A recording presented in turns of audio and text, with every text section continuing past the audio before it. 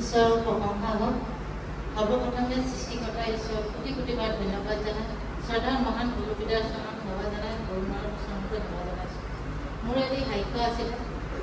মোৰ সৰুৰে পৰা এটা মৃগী ৰোগ আছিলে। সেই মৃগী ৰোগটো মই যেতিয়াই হওঁ তেতিয়াই হয়। সেই ৰোগটো মই যিমান প্ৰথমতে ঈশ্বৰ নোপোৱাৰ আগত বহুত বেজাৰি দেউতাকতা কৰিছিলে, কিন্তু কেতিয়াও ভাল পোৱা নাছিলোঁ। ঈশ্বৰ পোৱাৰ পিছত মোৰ সেই ৰোগটো আছিলে। কিন্তু এই যোৱা জানুৱাৰী 25 তাৰিখে আমাৰ ডিমৌ মণ্ডলীৰ যি লগন প্ৰাৰ্থনা আছিলে, এই লগন প্ৰাৰ্থনাৰ সময়ত মোৰ 25 তাৰিখে আমাৰ 26 তাৰিখৰ দিনা আমাৰ সকলো প্ৰাৰ্থনা কৰিবলৈ হৈছে। তেতিয়া অকস্মাত সেই ৰোগটো হৈছিলে। সেই হোৱাৰ লগে লগে সকলো মণ্ডলীৰ দাস দাসীয়ে প্ৰাৰ্থনা কৰিছিলে। প্ৰাৰ্থনা কৰাৰ পিছত পিছদিনাখন যেতিয়া আমি লগন ভাঙি পিনে পিতাৰ পিছত আমি সেৱা ল'বলৈ গৈছিলোঁ, তেতিয়া পিতাও প্ৰাৰ্থনা কৰিলে। প্ৰাৰ্থনা কৰাৰ পিছত আজিলৈকে মোৰ সেই ৰোগটো নাই। ঈশ্বৰক কোটি কোটিবাৰ ধন্যবাদ জনাইছোঁ। আৰু মোৰ এই যোৱা মে'ৰ 31 তাৰিখে এই পবিত্ৰ গৃহলৈ আহিছিলোঁ। পবিত্ৰ গৃহলৈ অহাৰ মই ওলাই পিনে যেতিয়া যাব লৈছোঁ, সেইদিনাখন শ্যামহঁতৰ ঘৰত যি প্ৰাৰ্থনা আছিলে, সেই প্ৰাৰ্থনাত যাবলৈ যেতিয়া লৈছোঁ, মই সন্তোষৰ বাইকখনত উঠি যাব লৈছিলোঁ।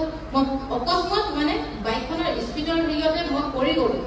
2 পাতি খালোঁ। সকলো দাস দাসীয়ে দেখিয়ে আছিলে বাৰু।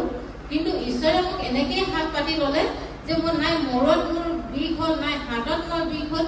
ঈশ্বৰক কোটি কোটিবাৰ ধন্যবাদ জনাইছোঁ যে সেই সময়ত মোক তেওঁ কোলাত ল'লে, মোক হাতত ধৰি ল'লে। আৰু মই নিজৰ পাপ স্বীকাৰ কৰিছোঁ। মই বহুত ব্যভিচাৰ কৰিছোঁ, বহুত মই পাপ কৰিছোঁ। প্ৰভু তোমাৰ চৰণত মই সকলো ক্ষমা খুজিছোঁ। আৰু মই মা দেউতাই যেতিয়া ঈশ্বৰক পাইছিলে, কিন্তু মই সেই যেতিয়া বিয়া হোৱাৰ পিছত মই নিজৰ জেগাত আছিলোঁ, তেতিয়া মোৰ স্বামী ঘৰত থাকোঁতে মোৰ মা দেউতাই যেতিয়া মোক কৈছে যে হেৰি দীপাই পবিত্ৰ গৃহলৈ যায়, আমাকো ঈশ্বৰ গ্ৰহণ কৰিবলৈ কৈছে। কিন্তু মই তেতিয়া ঈশ্বৰক পোৱা নাছিলোঁ বা ঈশ্বৰক জনা নাছিলোঁ তেতিয়া। কিন্তু মই মুখেৰে এই কথাষাৰ কৈছিলোঁ, মা তোমালোকে লাগে জহৰ খাই মৰি থাকিবা, কিন্তু তোমালোকে সেইটো নকৰিবা বুলি মই এনেকৈ কৈছিলোঁ। প্ৰভু সেয়া মই ঈশ্বৰৰ আগত ক্ষমা খুজিছোঁ।